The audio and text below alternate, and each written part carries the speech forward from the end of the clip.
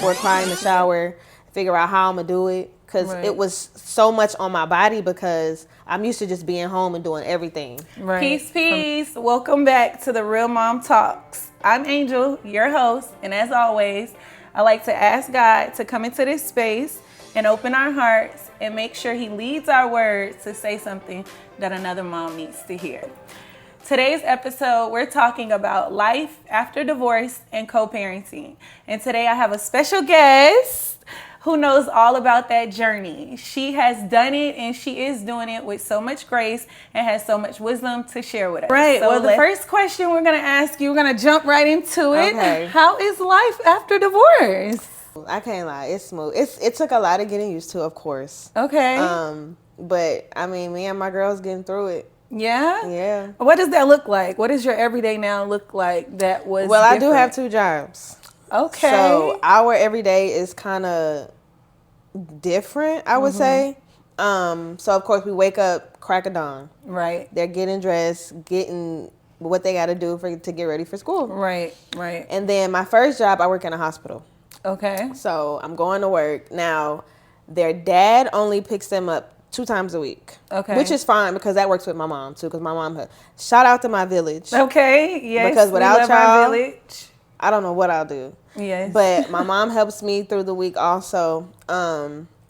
But with me having 2 jobs or whatever, it is a lot for them to handle, I realize, because they don't see me as much during the week. Right. Okay. But I think we kind of made the adjustments and everything like that. Right. And everybody has those seasons where we got to put the boots to the ground and boots grind on the it out. Yes, for sure. And I think the most important thing is that we stay transparent with our children and let them know, hey, mommy grinding it out right now. Oh yeah, they get it. Yeah. Okay. Now, do they like it?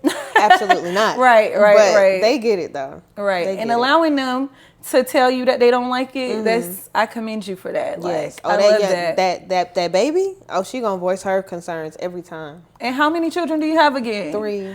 Okay, tell us a little bit give us the full scope of what it looks like for you. How many children you have? All right, how many years were you divorced? I mean, how many years were you married? Okay, so let's start there. Yes, okay. So I've known him since I was 14. Okay. Sweethearts, right? Yes. And then we got married when I was 17, 18. Oh, you weren't even grown. You were a baby. I was a baby, but I was pregnant with our first child. Okay. So, and then we got married. We got divorced when I was 25, 26. Okay. And then, but it's like we got divorced, but we were still together. Okay. And a lot of us go through that. Yes. So we got divorced. We had our second child probably like a year or so after we got divorced. After you got divorced. Oh, so in the So when we got divorced, we only had 1 child. Oh, wow. We had 2 more children after the divorce. So that's why I said my situation is kind of unique. Yay. So you was just attached at that point. We both were just attached to each other. And we were trying to make it work though, for real. We were really, really trying to make it work. Yeah. When did you notice it wasn't gonna work? What had transpired? After that 3rd baby, it's like we weren't growing together anymore. That's very important. Yeah, we weren't growing together. And then us trying to force it for the children specifically, it kind of made it worse. Yeah, I agree. Because it's not like we were staying there because we loved each other or because we were trying to make it work for us. Right. We were trying to make it work for the children, which is completely fine. Right. But no, for sure. It's like we were forcing it. Yeah, for sure. What do you feel like has changed you in that process of like? I am definitely not the person that I was when we got divorced. I'm not the person when we got married, of course. I was 17. Right. I'm 33 now. I feel like now I have a gist of what life is like, because when you're married, I was up under him all the time. Right. I wasn't even working when I was married. Right. And we love that. Hello. We love that for the married woman. That. But it's like I didn't have my own. Right. Like, so when we got divorced, I had to figure it out by myself. Right. So it took a while for me to do that, but I think I have it figured out. Of course, life is going to change. I'm going through my stages. Right. We all But do. I feel like I'm looking past the having to depend on another person to get through life. Yeah. Yeah. And what do you do to keep you like grounded with faith when it comes to that dependence that you had for your husband, and now him not being in that space anymore for you? I feel like me having 2 jobs, right, it gives me the stability because I don't have to worry about how I'm going to make ends meet. Right. Granted, I am tired. Right. But I don't have to, even when it comes to like relationships after my divorce, I'm not looking for a person to depend on for stability as far as trying to make it through life. I'm looking for somebody that's like here for me for real. Right. To kind of balance just to balance me out. I'm not looking for anybody, to take care of my kids or do anything like that. I'm not looking for that. Right. So I feel like after the divorce, after I left my ex or whatever, I'm at the stage now where I can depend on myself solely and not have to worry about trying to look for somebody to depend on. Because even if I do get into another relationship and we take it there, works out, right? I don't want to be back where I was to where I have to depend on him 100%. And then if it doesn't work out, I want to have something of my own. Right. Just so I don't have to recycle and go through those cycles of life again. Right. And having something of your own is something that you will appreciate in a relationship and outside of a relationship. And then it shows, I have all girls, and it also shows my kids like that independency is what you need. Right. You don't want to have to depend on a man. It's always the foundation that we teach them, because I feel like their dads do play a major role in their upbringing, and how they, depend on a man also can reflect on how they see their mom, move, and the strength that we show. And, yes, we want the dads and the fathers to show up in financial ways, but sometimes life hits them in reality. So what are you going to be able to do as a woman on your own without a man when you're in school, when you're working hard? Those things I feel like you're definitely teaching them with. I recall a time when your daughter had a party coming up, and it was like after your divorce, and you had sent out the invitations and everything, and then you canceled it. And I'm like, this is like right after your divorce, and I'm like, oh my gosh, her daughter is gonna be like broke down, like how. But you made a point that you and her dad agreed that her education isn't like debatable. Absolutely. So and can I you do share give with us us that much? Like as far as parenting, we're like on the same page. Right. We're still going through with her, with that child. She wants the world, but don't know. Like we're trying to teach her responsibility, right? Right. Her grades are terrible right now. Okay. I'm not even gonna try to sugarcoat it. Right, and but that's she the reality wants everything of still. some teen children. Right. She wants her hair done. She wants her nails done. She wants to go to this party, that party, go to the movies with her friends. It's not happening. Right. Right. And we look like the bad guy, but I feel like when she gets older, it's like we're teaching you the responsibility, because I can't just get up and do whatever I want to do. I don't want to go to work every day. Right. And she doesn't understand that I go to work even though I have to, because I get a check every 2 weeks. Right. And if I don't get that check, it's because I wasn't doing something right. Right. Okay. But yeah, as far as me and him, we're on the same level parenting wise. So we don't have no issues with that. Okay. Yeah. Did you have any concerns when you got divorced on how you would co-parent with, not being in the same household with your rules versus his rules? Right. So when we got divorced initially, like we were still kind of together a little bit. But this last time, like 3 years ago when we broke up for like good, it took some adjusting. Right. My kids wasn't used to him not being there all the time. Right. So as far as co-parenting, like we just got over the hill of being on that same level, because I was getting the finger pointed at me. I'm the reason why I got 2 jobs. I chose to have 2 jobs. Oh, okay. Because you're not in a relationship. Yeah, no just more. because I didn't choose to stay. Yeah. Which is fine. I'll take the blame, because I would rather have 2 jobs and be happy with myself versus forcing something that wasn't. And then I get the finger pointed at me also, because this is why the children is acting up because, you know, that conversation. Because what you chose to step away from. Yeah. Yeah. And that's a sad reality that a lot of It moms is. are dealing with, you know, that we're getting the, you know, oh, my child wouldn't be sad. You know, you chose not to let me in the house and all of those, I would say, manipulative very much factors. so. Because you being in the house does not stop you from being a good dad. And, you know, a man does not have to be in the house to show up for his children. Exactly. Like, I'm a big advocate on that. You know, it doesn't stop them from being a dad if they wanted to. They can meet you at the school drop off. They can meet you at the dentist appointments, you know. So, yeah, I definitely think, you know, that's really something that we need to stop letting happen. You know? Like, and I don't know why they think it's so okay to be like, it's like they don't know how to find like that middle ground. Well, we're at that now. Right. Kinda, sorta. Okay. But what do you think helped get y'all to that? Do you think talking to him? Okay. And talking to his mom too. His mom went through the whole single parent phase for a little bit before she got with his dad. Right. So just talking to his parents for real. And like I said, we're still working on a few things, but at this point now, because there was a point where I felt like I couldn't talk to him about anything. Right. Now I feel like, the communication was off, especially when we first broke up that last time a few years ago. Right. But now I feel like I can call him and talk to him about something without him blowing up and like us arguing about it. Turning it into something else. Yeah. Yeah. Okay.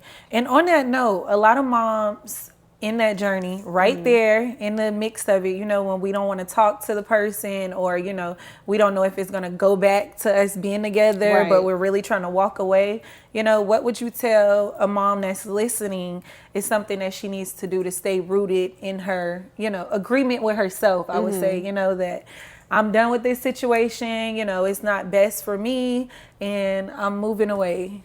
Honestly, what I told myself when I first left was you have to think about the situation 10 years from now, 5 years from now, really. And do you want to still be in this situation with this person, trying to make things work, or take yourself away from that equation, figure it out now. Granted, it is going to be hard. Right. It's not going to be easy at all, but you have to think about your kids too. Do you want your kids to see you arguing with this person all the time? Do you want them to feel that? Because the kids feel the tension in the house. Right. They feel it. They do. No matter if they probably don't act like it, they don't speak on it, but they will feel it. So that I used to talk myself through these things when I first left. Yes. So it was always just me trying to, it talks with God to help. Yes. And I prayed about it continuously. Right. So people don't think prayer really works. It Do works. you feel like it was? Yes. I know people feel like saying, if I didn't ask God this to move this man out of my life. It's not going to happen overnight, though. You got to have patience, too. I'm in this season right now where life is teaching me patience. And you have to give yourself grace. You have to. Don't be too hard on yourself.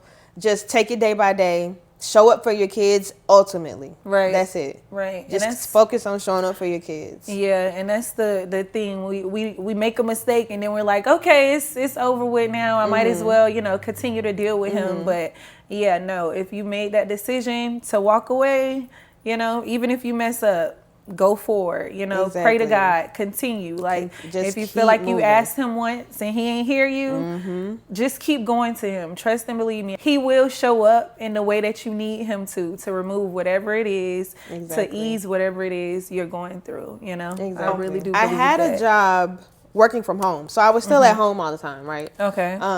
But it wasn't full-time, it was part-time. Okay. Now, when we left a few years ago, when he moved out of the house a few years ago, I got a job to where I had to go in the office for a little bit. So my kids weren't used to me not being there, taking them. I still took them to school, but I still had to get used to having to do everything else after that. Right. So get off work, pick the kids up from my mom, baths, homework, dinner, all that was a lot. Right. It took months for me to get used to that. I would sit in the shower, cry in the shower, figure out how I'm gonna do it, because it was so much on my body because I'm used to just being home and doing everything. Right. from the comfort house of your home. Yes. Yeah. Now I have to get up a couple hours earlier, get ready for work, get them ready for school. But I had to give myself grace because I wanted everything to be perfect in that moment. But don't we all?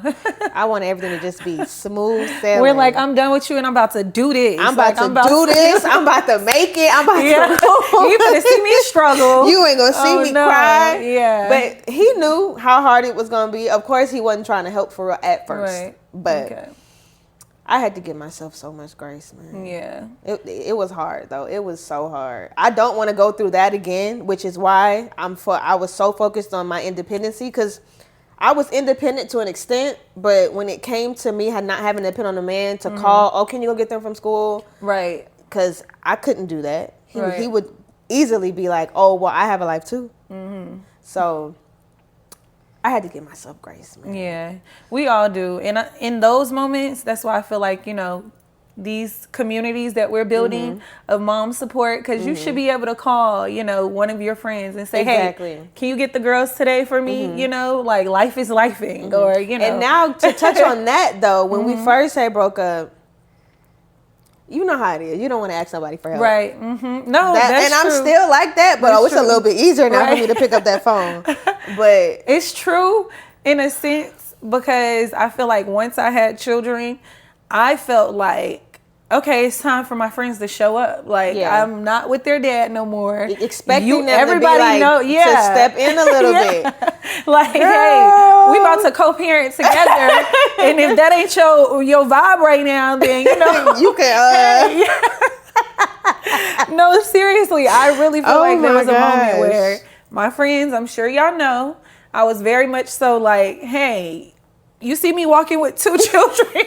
Are you going to help me? Are you going to take one? Yes. Are you like, what's happening here? Oh my gosh. And then we also have the moms who are like you, who, don't no, I don't want nobody to know that this has shifted my reality so much that, I need help. Exactly.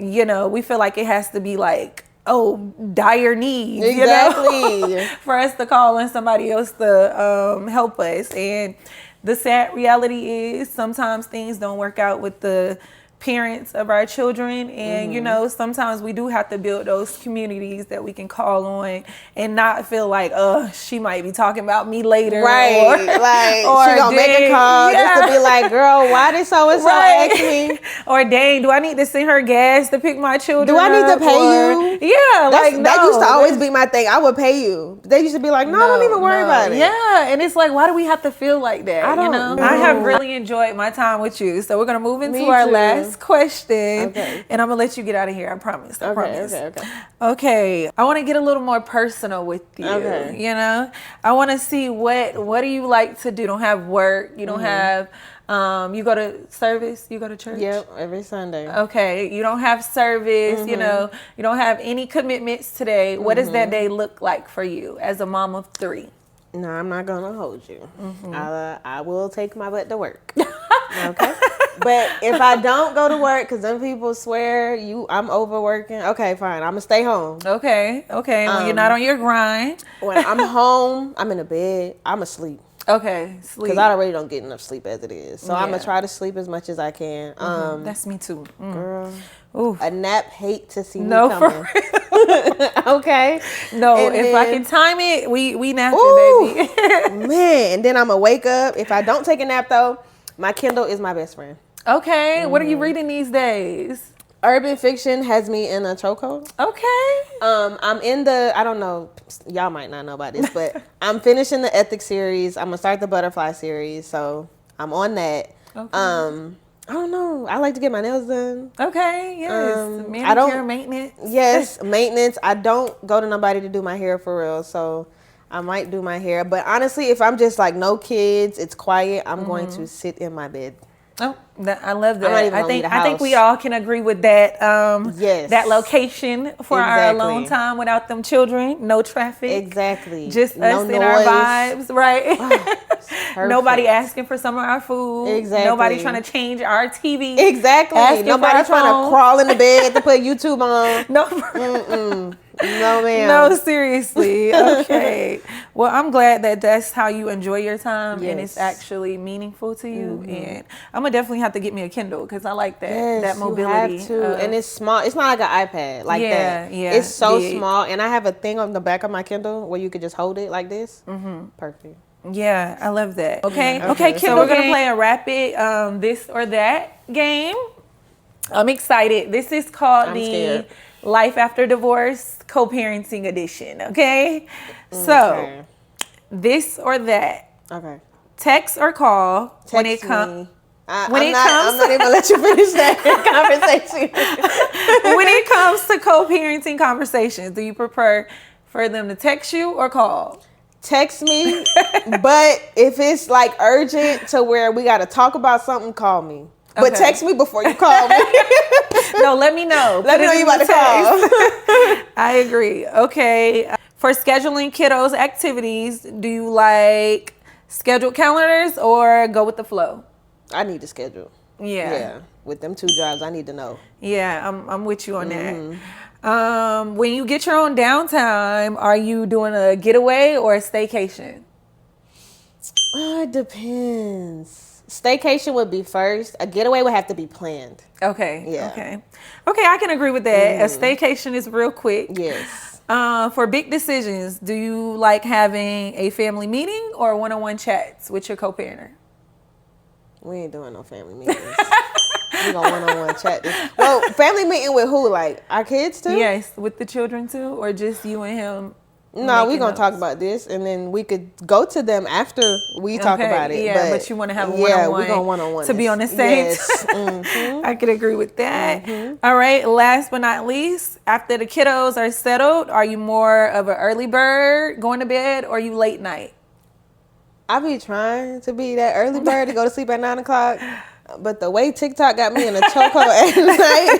You strolling for about an hour? Yeah, I'm not even 2 hours. I'm just in a rabbit hole, just scrolling. But I do try to be in bed by sleep by 11. Thank you for coming on today's show. Let's clap it up for our special guest. Yay. And where can they find you online? So I do have an Instagram. Okay.